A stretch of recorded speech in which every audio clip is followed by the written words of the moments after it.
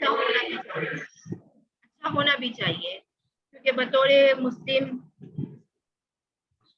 शहरी अहले इस्लाम की बेटियां होने के नाते हम पर ये जिम्मेदारी आयद होती है कि हम इस चीज का हक अदा करें जो हम पर वारिद है। तो अगर देखा जाए हमारे पास जो सुन्नतें मौजूद हैं, अल्हम्दुलिल्लाह सुम्मा अल्हम्दुलिल्लाह, हुजूर अलैहि सलाम की ज़ात हमारे लिए नमूना हयात है, मिसाल हयात है और मिसाल लासानी है। तो अगर हम सिर्फ उनकी सुन्नतों पर अमल कर लेना तो हमें इस तरह के आई थिंक सेशंस की भी ज़रूरत ना पड़े। और ये मैं बहुत बड़ी बात अपनी जिम्मेदारी पर ही कह रही हूँ, लेकिन हकीकत यही है। आप ये देखिए, खाने पीने के अंदाज हो, चाहे पानी पीने का अंदाज हो, चाहे चलने फिरने का अंदाज हो, हमें हर चीज में सुन्नत में वो चीज मिलती है, हमें अमली तौर पर सबूत मिलता है। आज बड़े बड़े स्पीकर्स ये चीज बयान करते हैं और तफसीली करते हैं, बड़े बड़े स्पीकर्स ये चीज बयान कि इस तरह से कदम उठाएंगे तो आपकी शख्सियत और एतमाद महसूस होगी, इस तरह से खाएंगे तो लोग आपकी तरफ अट्रैक्ट होंगे, आराम आराम से गुफ्तगू करेंगे। अगर मैं जानती हूँ बतौर टीचर मैं बहुत स्पीड से बोलती हूँ, बहुत ज्यादा लाउड बोलती हूँ, और शायद अब इसमें जो है इस वजह से एक तेजी आ गई है कि एक अकेडमी रन करना और कुछ काम भी इसी तरह के रहे जिसमें कि आवाज बुलंद ही होती है। तो खैर ये तो काम का हिस्सा है, लेकिन बात सिर्फ इतनी सी है कि अगर हम हुजूर अलैहिस्सलाम की जिंदगी को अपने लिए मिसाल हयात बना लें तो हमें शायद नहीं, यकीनी तौर पर इस तरह के सेशंस की जरूरत न पड़े। लेकिन हमारी बदकिस्मती है कि हम लोग लकीर के फकीर हैं, और लकीर के फकीर होने से मुराद ये कि हमें तो सुन्नतों का भी ठीक तरह से इल्म नहीं है। पानी पीने की सुन्नतें, खाना खाने की सुन्नतें, ये वो सुन्नतें जो हमें मदरसे में अच्छे वक्तों में हमारे अम्मा अब्बा ने अगर हमें लगा दिया तो हमने सीख ली, सुन ली। जैसा कि कल यहाँ पर अभी हम लोग टीचर हायरिंग कर रहे थे पिछले दिनों, तो एक टीचर आई मेरे पास, उनका A+, लेकिन जब मैंने उनके डॉक्यूमेंट्स देखे तो उनके नंबर आप यकीन करें किस सब्जेक्ट में कम थे, सिर्फ इस्लामियत थे। 33 नंबर, 36 नंबर। मुझे हद से ज्यादा हैरत हुई, A+ लेने वाली लड़की, इतने अच्छा तालीमी रिकॉर्ड रखने वाली जो है लड़की, उसका आलम ये था कि सिर्फ इस्लामियत के सब्जेक्ट में पासिंग मार्क्स थे। तो हैरत से ज्यादा ये दुख का सबब है कि एक तरफ जब हम लोग फॉर्म फिल करते हैं कहीं भी जाकर किसी भी इदारे को, चाहे पढ़ने के लिए ज्वाइन करें चाहे पढ़ाने के लिए ज्वाइन करें, जब हम वो फॉर्म फिल करते हैं तो जब हमसे पूछा जाता है कि आपका मजहब क्या है, हम उसमें बहुत शान से लिखते हैं मुसलमान, लेकिन बतौर मुसलमान हम क्या हक अदा कर रहे हैं? कोई भी हक हम गालिबन अदा नहीं कर रहे। हम अच्छे मुसलमान हैं ही नहीं। अपने मजहब को हमने एक फॉर ग्रांटेड ले लिया है कि ठीक है तो ठीक है, एक कॉलम हमारा फिर है, मजहब के खाने में हमने लिख दिया इस्लाम। लेकिन आज हम हर जगह से वो चीजें मांगने जाते हैं, वो चीजें हासिल करना चाहते हैं, एक भाग दौड़ का हिस्सा है कि बस आगे से आगे निकल जाएं, अच्छे से अच्छा हो जाए। शायद इस दुनिया की रीत रिवाज भी है ये, वरना बात मेरी वहीं पर आकर खत्म होती है कि अगर हम दीन मोहम्मदी, शरीयत मोहम्मदी सल्लल्लाहु अलैहि वसल्लम को अपना लें, उनकी सुन्नतों को अपना लें। जैसा कि अभी हमारे पिछले सेशन कुरान में गलती पर ना हो तो तस्दीक कीजिएगा, एक टीचर ट्रेनिंग के हवाले से था और एक था, एक मुझे याद नहीं आ रहा, लेकिन वो भी इसी हवाले से था, नहीं शख्सियत के हवाले से था, यानी शख्सियत के हवाले से था। किसके हवाले से था? शख्सियत शादी जो है वो सीरत के उसमें तनाजुर में हमने देखी थी ना, के तनाजुर में शख्सियत साजी, किरदार साजी के हवाले से था। अच्छा, यहाँ पे खुशी की एक बात ये भी है कि जाहिर सी बात है, आप लोग इस चीज को हासिल करना चाहते हैं जब भी रजिस्ट्रेशन भी करवाते हो, और जिन्हें लेक्चर लेना होता है वो पाबंदी के साथ आ भी जाती है। हालांकि आप पूरा इसमें 30 के करीब हमारे पास रजिस्ट्रेशन आई हैं, जिसमें जी से आप देख सकती हैं कि हाजिरी क्या है। लेकिन कल तो खैर इश्यूज भी थे, किसी की यहाँ पे लाइट नहीं थी, कोई रास्ते में था। बहरहाल चले, जी ये एक खुशआइन बात है और उम्मीद की किरण है कि लोग कोशिश कर रहे हैं अपने अपने तौर पर। बस हमें इस बिल्कुल। कोशिश को रायगा नहीं जाने देना, इसमें अपना हिस्सा डालते रहना है। सर्टिफिकेट्स वगैरह की तफसीलात में बता चुकी हूँ, आप लोगों का काफी टाइम मैंने ले लिया है और आपकी स्पीकर वेट कर रही है, तो आप लोग अपना सेशन एंजॉय कीजिए। अच्छे पॉइंट्स हो तो नोट कीजिए, उन्हें जिंदगी का गुर समझ के महफूज कीजिए, बल्कि लिख लीजिए।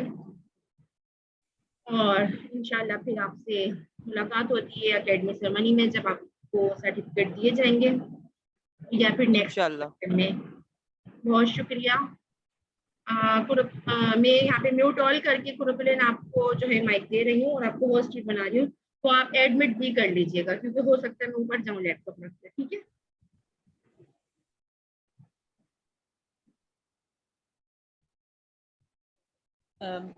किसी का माइक ऑन हुआ हुआ है, काइंडली अपने माइक बंद कर लीजिए। अच्छा, एक बात और, मैं गालिबन आप लोगों को सलाम करना भूल गई थी, तो अस्सलाम वालेकुम। अच्छा दुर्र सदफ, बात सुनिए। जी जी।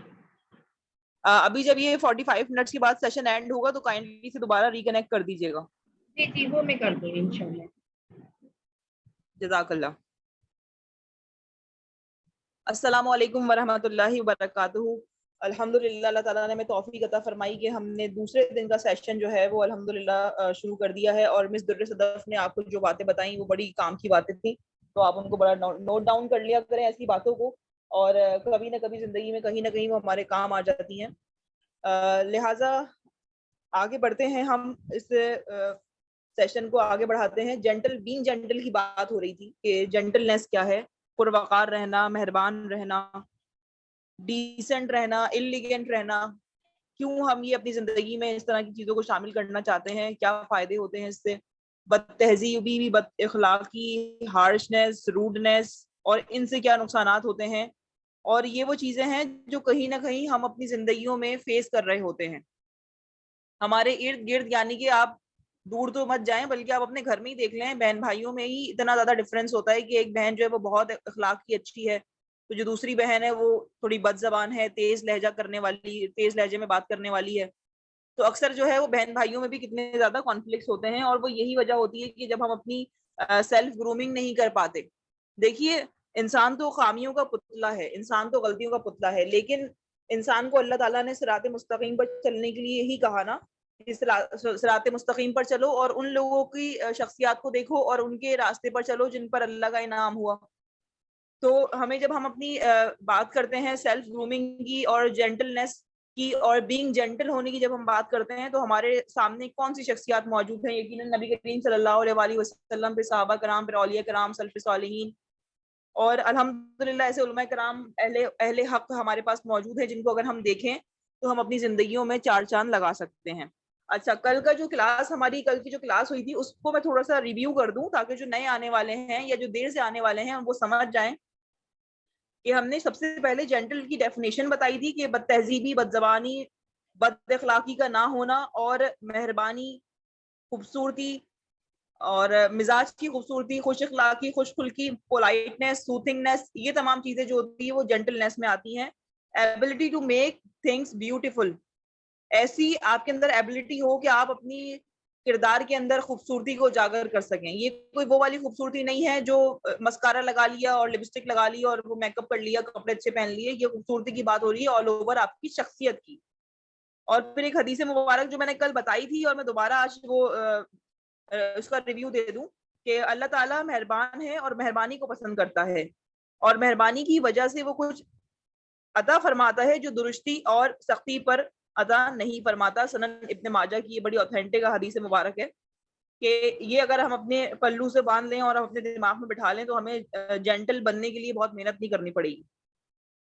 अच्छा, बहरहाल हम आगे बढ़ते हैं। हमने उसके बाद बात की थी एवरीडे बेसिक एटिकेट्स की, जिसके अंदर सबसे पहली हेडिंग थी how to talk how to walk उसके बाद आ गई थी, उसके बाद बॉडी लैंग्वेज आ गई थी हमारे पास, और फिर हमने बात किया था हाउ टू वेयर। थोड़ा सा मैं हाउ टू वेयर के ऊपर दोबारा बात कर देती हूँ, क्योंकि कल ये लास्ट में एक सवाल भी आ गया था कि वेयरिंग के हवाले से, जो शायद वो गालिबन वो देर से आई थी हमारे मेंबर, तो उन्होंने थोड़ा सा सवाल उठाया था, तो मैं इसके ऊपर सोच रही हूँ कि थोड़ा सा आपको रिव्यू दे दूं कि हमने जब वेयरिंग की बात करनी होती है कि किस तरह हमने ड्रेसिंग करनी है, चाहे वो घर हो चाहे वो घर से बाहर हो, हमने किस तरह की ड्रेसिंग करनी है। सबसे पहली चीज ड्रेसिंग में जो होनी चाहिए वो होनी चाहिए हया, और दूसरी चीज जो सबसे टॉप क्लास होनी चाहिए वो होनी चाहिए सफाई। चाहे चाहे आप 2 साल पुराना बाया पहने हुए हो, लेकिन वो इतना नीट एंड क्लीन होना चाहिए कि सामने वाले को उसमें से स्मेल या गंदगी का कोई शायबा भी महसूस ना हो।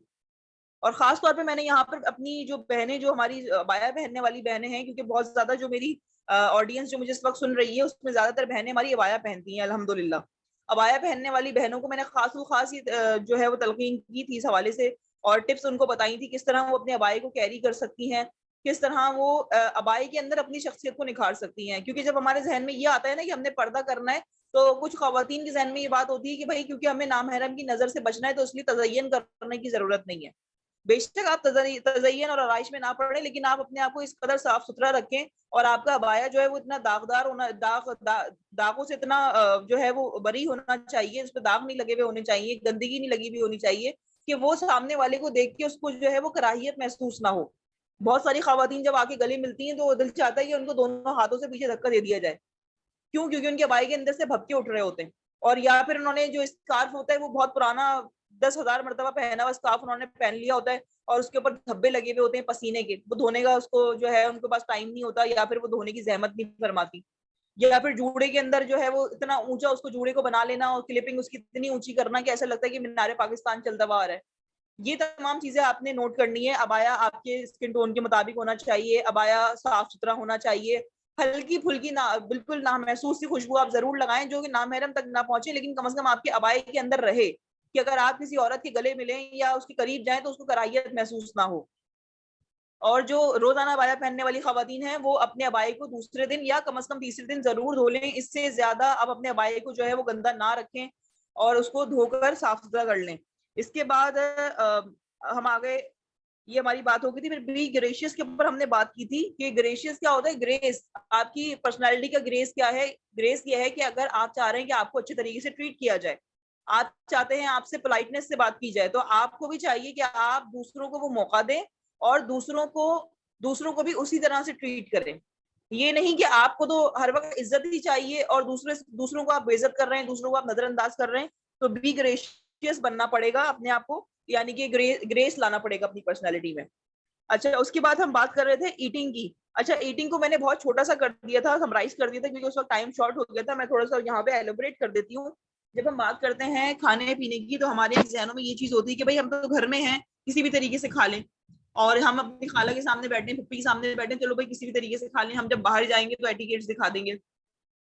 और फिर जो लोग ऐसा करते हैं ना, उनकी एक हैबिट बिल्ड हो जाती है, उनको फिर एटिकेट्स दिखाना याद ही नहीं रहते, उनको अदब और अदब से खाना याद ही नहीं रहता। वो जब किसी शादी में जाते हैं तो वहां बदतहजीबी से खाते हैं। सबसे पहला तो ये होता है कि खाना इस कदर निकाल लेना, चाहे आप घर में हो या घर से बाहर हो, और फिर उसको छोड़ देना, ये सबसे बड़ी बदतहजीबी। ये समझ लीजिए कि ये खाने के साथ जो है वो ज्यादती है, ये आपने खाने का रेप कर दिया, कि भर भर के आपने खाना निकाला अपनी ख्वाहिश से ज्यादा हविस के अंदर, और फिर आपने उसको छोड़ दिया। तो इसकी तो वैसे इस्लाम में भी बहुत ममानियत है कि खाना जो है वो आप प्लेट में ना छोड़ें। उसके बाद फिर मुंह खोल के खाना, आपने अपने मुंह में निवाला डाला और आपका मुंह खुला हुआ और आप गाय की तरह उसको चबा रहे हैं, तो आधे आधे जो रिस्क है वो आपके मुंह से दिख रहा है या साइडों में से निकल रहा है, तो सोचिए आप किस कदर बुरा सामने वाले को इंप्रेशन दे रहे हैं। उसके बाद जो है वो टिश्यू वगैरह आप अपने पास नहीं रखती हैं, और फिर दूसरों से टिश्यू मांगना, या फिर अगर आपके पास रुमाल है तो उसको इस्तेमाल ना करना, और अगर रुमाल है तो वो इतना गंदा है कि वो आपको शर्मिंदगी हो रही है दूसरों के सामने निकालते हुए। तो टिश्यू जो है खवातीन खासतौर पे अपने बैग में जरूर रखा करें। और इसके अलावा वो खवातीन जो कि वो करती हैं, नकाब करती हैं शरीयत के हवाले से, और वो कहीं बाहर जाती हैं तो वो नकाब के अंदर खाना खा रही होती हैं, नकाब का कपड़ा हटाती हैं और फिर वो खाना खाती हैं, तो उनको भी बड़ा एहतियात की जरूरत है। कि देखिए, पर्दा तो बेशक हम पर लाजिम ही लाजिम है, लेकिन पर्दे का मकसद ये नहीं है कि आप अपने आप को गंदा करना शुरू कर दें, और जब आप अपने घर आए और आप अपना नकाब खोलें तो आपका जो पूरा गिरेबान है वो सारा खाने में जो है ना वो सना हुआ हो। पानी जो है उसके ऊपर गिरा हुआ हो, कोल्ड ड्रिंक उस पर गिरी हुई हो, क्यों? क्योंकि आपको अपने पर्दा संभालने की फिक्र थी, तो इसलिए आपने अपने आप को गंदा कर लिया। आप इस चीज की प्रैक्टिस कीजिए घर में रहकर कि जब आपको बाहर जाना है तो आपने कौन सा किस तरह का नकाब वेयर करना है और किस तरह के नकाब को उठाकर आप आसानी खाना खा सकती हैं, ताकि आपका पर्दा भी डिस्टर्ब ना हो, आपकी जो एक हया है वो भी, उसको भी मजरू ना हो, और खाना खाने का अंदाज भी खराब ना हो। अब क्या होता है कि फैशन के चक्कर में हम ऐसे ऐसे अजीबोगरीब किस्म के नकाब हम लगा लेते हैं, बांध लेते हैं, और फिर जब वो खाने का मौका आता है तो फिर हम डिस्टर्ब हो जाते हैं, क्योंकि उस नकाब में खाना खाया नहीं जा रहा होता। तो ऐसा इजी अपने आप को रखें, अपने आप को कॉम्प्लेक्स का और अपने आप को परेशानी का शिकार ना करें। अच्छा, खाना खाते वक्त दूसरों को पेशकश जरूर करें कि अगर कोई बैठा है, ये नहीं कि सबसे अच्छी जो प्लेट में बोटी है वो मुझे मिल जाए, सबसे अच्छा जो सैलेड का हिस्सा है वो मुझे मिल जाए, ऐसा नहीं होना चाहिए। दूसरों का ख्याल रखें, सबसे पहले दूसरों को जो है वो आप ऑफर करें और उनको पेशकश करें खाने की। और तीन तीन दफा आप किसी को भी पेशकश करें। 3 दफा है कि ये सुन्नत तरीका है कि आप 3 दफा किसी को भी पेशकश करें, और 3 दफा के बाद अगर वो इंसान आपकी बात ना सुने तो फिर आप उसे बार बार पेशकश ना करें। हो सकता है कि उसका दिल ना चाह रहा हो सकता है कि उसका पेट खराब हो या कोई और वजह हो, वो नहीं खाना चाह रहा हो, तो उससे क्या होगा, अगर आप उसे जबरदस्ती खिला देंगी तो वो भी फिर ठीक नहीं होगा। अच्छा, अब एक बहुत इंपॉर्टेंट हम हेडिंग अपनी डिस्कस कर रहे हैं कि when you are a guest, जब आप मेहमान बनते हैं, जब आप मेहमान बनकर किसी के घर जाते हैं, खवातीन के अंदर खास ये आदत होती है कि झांक ताक करना, और जो है वो अगर आप वो ड्राइंग रूम में बैठी है तो उनको अगर कोई ऐसी जगह मिल जाए जहां से दूसरे घर का मंजर नजर आ रहा हो तो उसको देखना, फिर वहां से आकर अपने घर में उसके बारे में पूरी डिस्कशन करना, सबको बताना कि हमने वहां क्या क्या देखा। देखिए, एक तो होता है कि अपने सोलमेट से आप कोई बात कर रहे हैं, जैसे अगर आपके हस्बैंड हैं, जाहिर है मियां बीवी अब आपस में हर चीज डिस्कस करते हैं, लेकिन जरूरी नहीं है कि अगर आप किसी के घर से होकर आई हैं तो आपने बुराइयां ही बुराइयां करनी है। मतलब ये चीज आप अपने अंदर जो है उसको खत्म कर दें, ये शख्सियत को बड़ा बुरी तरीके से मस्त करता है। और घर का जायजा आपने ले लिया, किस कदर गंदगी थी, किस कदर सफाई थी, क्या था, घर वाले किस तरह बैठे हुए थे, किस तरह उठे हुए थे, ये चीजें जो है वो आप उधर ही छोड़कर आ जाएं। फिर सबसे इंपॉर्टेंट ये कि अगर बिलफर्ज आपको वॉशरूम जाना पड़ जाए किसी के घर में, तो काइंडली हाथ जोड़कर गुजारिश है कि किसी के भी घर वॉशरूम जाते वक्त पहले तो कोशिश करें कि ना जाएं, और अगर फिर भी बहुत इमरजेंसी आपको जाना पड़ रहा है वॉशरूम, तो जिस तरह का वॉशरूम उन्होंने क्लीन छोड़ा हुआ है ना, आप उसी तरीके का उसी हालत में यूज करें और उसी तरह से उसको रखें। ये नहीं कि आपने साबुन इस्तेमाल करके कहीं और छोड़ दिया, नलका आपने स्लो कर दिया, स्लो छोड़कर आ गई, उसमें से टप टप टप टप पानी टपक रहा है, पूरा वॉशरूम आपने गीला कर दिया, फ्लैश को दबाने की आपने जहमत महसूस नहीं करी, आपके बाद अगर कोई गया तो वहां पे जो है वो स्मेल हुई, तो कितनी शर्मिंदगी की बात है। तो ये बड़ी एक इम्पॉर्टेंट चीज है कि वॉशरूम आपने किस तरह से इस्तेमाल करना है। बिल्कुल जिस तरह का वॉशरूम है नीट एंड क्लीन, अगर तो उसको उसी तरीके से आप इस्तेमाल कीजिए। उसके बाद अपने जो नजर है उसकी हिफाजत करिए। ये जो नजर की हिफाजत वाली जो मामला है ना, ये सिर्फ मर्दों के लिए नहीं है कि वो सिर्फ अपनी नजर झुका के रखें, या औरतों के लिए भी है कि अगर आप कहीं जा रही हैं तो खास खास अपनी नजर की आप हिफाजत कीजिए। और बिला वजह के सवालात के क्या पकाया है इस वक्त, क्या नहीं खाया, ये वो, मतलब इस तरह के सवाल जो इररिलेवेंट हो और सामने वाले को परेशान कर दें, उस तरह के सवालों से आप जो है वो गुरेज कीजिए। अच्छा, अब हम आगे बढ़ते हैं अपनी अगली हेडिंग की तरफ। वर्क प्लेस पर हम क्या करें और किस तरह से अपने एटीट्यूड को अच्छा कर सकते हैं। वर्क प्लेस जहां पर भी आप काम करने जा रहे हैं, बिलफर्ज आप कोई तालिब इल्म है, यूनिवर्सिटी जा रहे हैं, आप किसी जगह पे टीचर हैं, डॉक्टर हैं, आप किसी जगह सेमिनार वर्कशॉप में जा रहे हैं, यानी कहीं पर भी आप जा रहे हैं, और अगर खास आप कहीं पर जॉब करते हैं, किसी भी नौयत की जॉब हो, सबसे मेन चीज जो आपने बीइंग जेंटल होने के लिए, यानी जेंटल बनने के लिए, जेंटल लेडी बनने के लिए करनी है, वो ये है कि आपने जो है वो गॉसिपिंग नहीं करनी। एक सेकेंड जरा रुकिएगा, ये मिस ईमान का कोई मैसेज आया है, मैं चेक कर लूं। जी,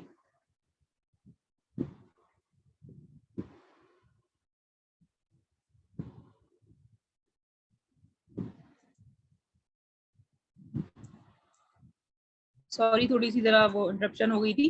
अच्छा, तो गॉसिपिंग नहीं करनी। गॉसिपिंग क्या होती है, देखिए, एक तो होती है सिंपल बातचीत के, भाई सलाम, एक काम के हवाले से बात, एक नॉर्मली एक अच्छा सा लाइट लाइट सा तंजो मजा, तंजो मजा वो वाला तंज नहीं कि जो आप किसी को वो करें, तंग करें। तंजो मजा वो वाला जो एक मजाक में एक दूसरे को छेड़ाछाड़ी करते हैं, आपस में कोलीग्स होते हैं, खास तौर पे अगर फीमेल्स हैं तो, मेल्स के साथ नहीं। लेकिन एक होती है गॉसिपिंग। गॉसिपिंग क्या होती है कि आपने दो अपनी एक फ्रेंड बना ली वहां पर, और दो बंदों का एक ग्रुप बन गया, और अब आप तीसरे वाले की बुराइयां करने बैठ गए, या फिर आप अपने घर के मामला को डिस्कस करने के लिए वहां बैठ गए, मेरा शौहर ऐसा, मेरी सास ऐसी, मेरी अम्मी ऐसी, मेरे अब्बू ऐसे, हमारे घर में ये फाइनेंशियल इश्यूज हैं, हमारे घर में ये मामला आते हैं। तो ये चीजें जो गॉसिपिंग के अंदर आती हैं, आपने जो है वो बिल्कुल भी नहीं करनी। ये आपके लिए समझ लीजिए कि आपकी शख्सियत के लिए बहुत बुरी है। आपकी शख्सियत इससे बिल्कुल तबाह बर्बाद हो जाएगी। लोग आपके बारे में जो है वो अजीबोगरीब किस्म की बातें करेंगे। आपके बारे में लोग, जाहिर है जो भी आपसे आपकी बात सुनेगा वो फिर आगे भी तो पहुंचाएगा ना, क्योंकि जाहिर है वो भी खातून है। और खवातीन का तो काम ये समझ लीजिए कि उनके अंदर एक चीज बिल्ट इन शायद हो गई है कि एक बात को कहीं से सुन के और फिर उसके अंदर दो से चार लगा के उसको आगे बढ़ाना। अक्सरियत यही है, हो सकता है कि आप में ना हो, लेकिन अक्सरियत ऐसा होता है। तो लिहाजा जो है वो इन चीजों के अंदर आपने देखना है कि गॉसिपिंग नहीं करनी। फिर आपने ओवर ड्रेसिंग नहीं करनी। ओवर ड्रेसिंग क्या होती है कि बेजा सज धज के जाना। बेजा आपने जो है वो स्कार्फ पहना हुआ है तो इतने जबरदस्त उसके स्टाइल आपने बना ली कि ऐसा लग रहा है कि आप किसी फैशन शो के अंदर आई हैं। स्कार्फ पहना हुआ है तो लंबा लंबा लाइनर लगा के, बड़े बड़े मस्कारे से अपनी पलके करके, तो वो पर्दे का तो एक कॉन्सेप्ट रहा नहीं, क्योंकि जाहिर है आप अपना जो बयान जिस्म से नहीं दे पा रही है वो आप पूरा अपनी आंखों से दे रही हैं। आंखों के जरिए आपकी खूबसूरती जाहिर हो रही है। तो एक नॉर्मल तरीके से कि एक साफ सुथराई भी उसमें लगे, क्लीनलीनेस भी लगे, वकार भी लगे, और आपका जो है वो ओवर ड्रेसिंग ना हो। अगर आप अबाया नहीं पहनती तो खास और खास इस चीज का आप ख्याल रखिए कि टाइट्स पहनना, जीन्स पहनना, और फिर ये कि बड़ी बड़ी चौक्स हुई हुई है, आप उठते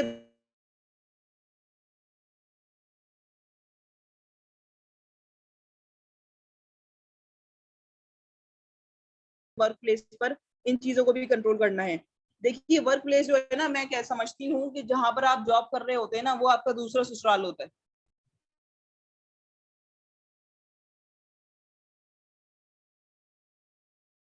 हर हर चीज को बॉस देखते हैं, हर हर चीज को सुपरवाइजर देख रहा होता है, मैनेजर देख रहा होता है, और फिर वो उसी हवाले से आपको ट्रीट करते हैं।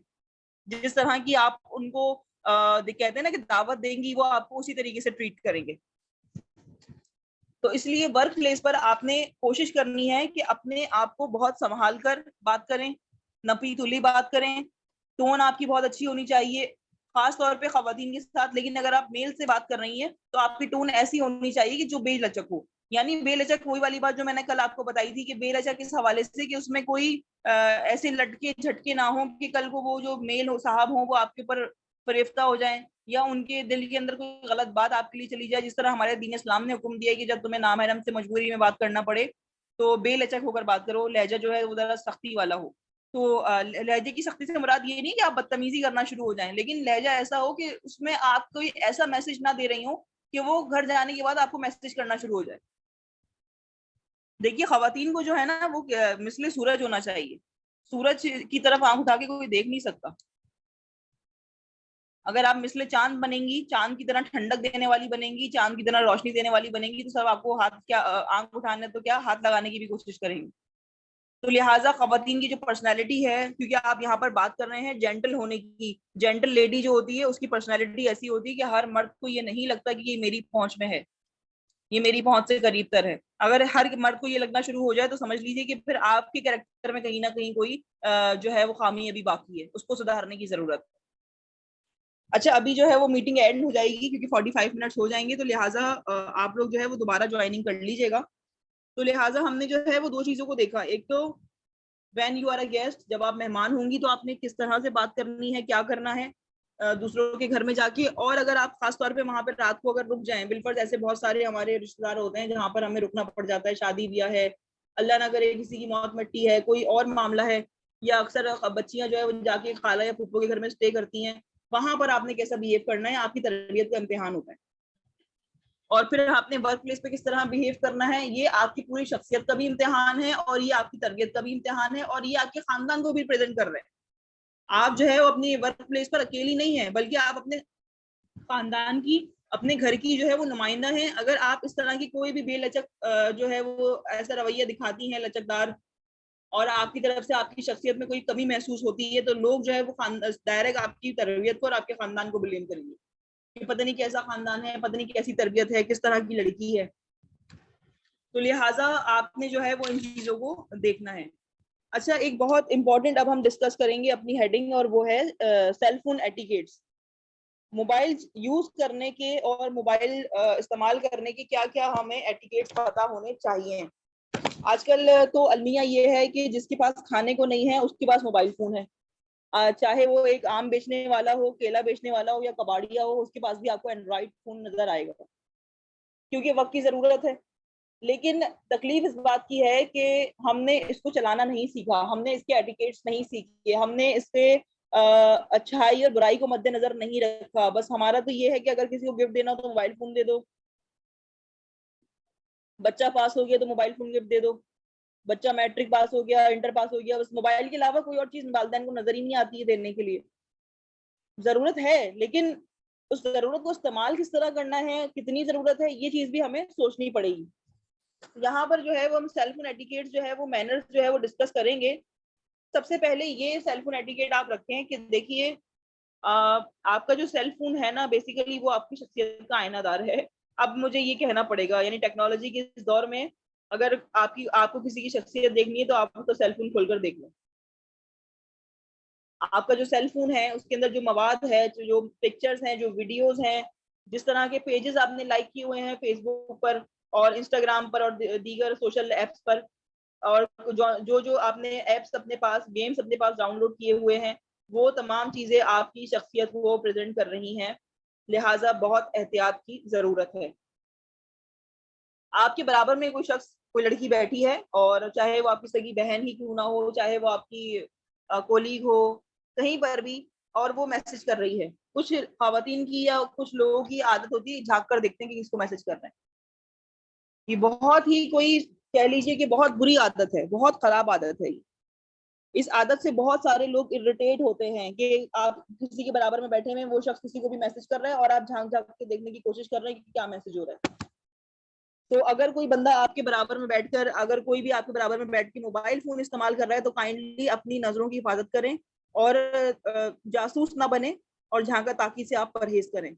उसके बाद खासतौर पे अब जो मैं इंस्ट्रक्शन दे रही हूँ ये घर की खवातीन के लिए है, कि जब घर में खवातीन होती हैं और आपके अब्बू भाई या आपके शौहर वॉशरूम गए हुए हैं, दही लेने बाहर गए और अपना मोबाइल फोन घर में भूल गए, या कहीं पर भी वो किसी दूसरे कमरे में है या कहीं पर भी गए हुए हैं और उनका मोबाइल फोन रखा हुआ है, और जैसे ही कॉल आई आपने बगैर देखे फटाफट उठा ली, और फिर वहां से जो है वो कोई भी हजरत कहते हैं कि भाई वो आप, हमने जो है वो सोहेल भाई को कॉल की थी, उनसे बात करा दें, तो आप कहती हैं वो तो अभी घर में मौजूद नहीं है।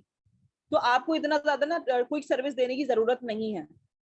जो आपके हस्बैंड के नंबर पे, शौहर के नंबर पे, आपके भाई, आपके अब्बू के नंबर पे कॉल्स आ रही हैं, उन कॉल्स को आपको अटेंड करने की जरूरत नहीं है। वो कॉल्स आपके लिए नहीं है, उनको आपको अपनी आवाज सुनाने की जरूरत हरगिज नहीं है।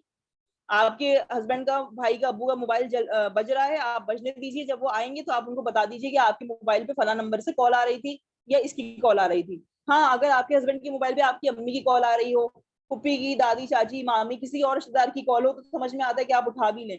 लेकिन ये आदत इंतहाई गैर मुनासिब लगती है और हया के भी खिलाफ है कि आप फटाफट से बस मोबाइल उठा लें। खवातीन में आदत होती है ना खोजी बनने की, कि भाई वो राशिद प्लम्बर लिखा हुआ है तो पता लगा कि प्लम्बर के पीछे कोई लड़की ना हो तो जरा मैं चेक उठा के कर लूंगी कौन है। खवातीन की आदत होती है शक करने की, हो सकता है आपकी ना हो लेकिन होती है। तो अपने भाइयों का, शौहरों का और अपने वालिद साहबों का जो मोबाइल है ना, वो उठा के बार बार आप चेक ना करें। आपकी आवाज कोई और सुन रहा है तो ये भी एक अच्छा जो है ना वो मैसेज नहीं जाता। सामने वाला जो बंदा कॉल करने वाला होता है उसको बड़ा बुरा फील होता है कि यार किस किस्म का घर का माहौल है। नहीं, यहाँ की औरतें जो है वो हर कोई किसी को रिसीव कर लेती हैं, हर कोई कॉल उठा लेती हैं। तो ये चीज भी नहीं होनी चाहिए। अच्छा, उसके बाद अगर आपके पास आपका जाती मोबाइल है, घर का ऐसा मोबाइल है जो घर में सब खवातीन के इस्तेमाल में है, या फिर वो आपका जाती मोबाइल है, तो उसमें आप ये देखिए कि अननोन नंबर्स को रिसीव मत कीजिए। चाहे वो नंबर कॉल कर करके मर जाए, आप उसको रिसीव ना कीजिए। अगर आपका कोई जानने वाला होगा, अगर आपका कोई रिश्तेदार होगा, आपका भाई बाप या कोई भी बहन वगैरह, कुछ भी होगा, तो वो आपको, जब आप उसे कॉल नहीं उठाएंगी ना, तो वो आपको एक मैसेज करेगा कि आप ही मैं हूँ, या कॉल उठाओ, मैं हूँ। वो आपको अपने बारे में बताएगा। लेकिन जब तक मैसेज ना आ जाए, आप तब तक अपने अननोन नंबर से कॉल को रिसीव ना करें। अननोन नंबर से कॉल को रिसीव करने का मतलब ये होता है कि उसे अपने, जैसे कि आपने, किसी ने दरवाजा बजाया आपके घर का और आपने बगैर देखे कि सामने कौन है कौन नहीं है, आपने ड्राइंग रूम का दरवाजा खोल दिया कि आ जाओ हमारे घर के अंदर। अक्सर बच्चियां जो है वो ये मिस्टेक उनसे हो जाती है कि वो अननोन नंबर्स को रिसीव कर लेती हैं। तो एक क्यूरियोसिटी होती है ना, जस्तुजू होती है, पता नहीं भाई कौन कॉल कर रहा है। तो भाई अगर आपका कोई अपना होगा तो यकीनन वो आप कॉल ना उठाने पर आपको मैसेज कर देगा कि भाई कॉल उठाओ, मैं बात करना चाह रही हूँ। तो इसलिए अननोन नंबर से आपने बिल्कुल ऐसा दूर रहना है। उसके बाद अगर आप किसी को कॉल कर रही हैं तो एक मरतबा कॉल कीजिए, कॉल का जवाब नहीं आए और आपको बहुत इमरजेंसी है तो आप 3 से 4 मैसेज कर दीजिए कि मुझे मुझे आपसे बात करनी है, ये इमरजेंसी है। और उसके बाद फिर आप वेट कीजिए। हो सकता है कि जो जिसको भी आप कॉल कर रही हो वो शख्स जो है वो कहीं बिजी हो। इंतजार कीजिए, 1 घंटा इंतजार कर लें, उसके बाद दोबारा कॉल कर लें एक मरतबा। लेकिन ये जो एक वो चलता है ना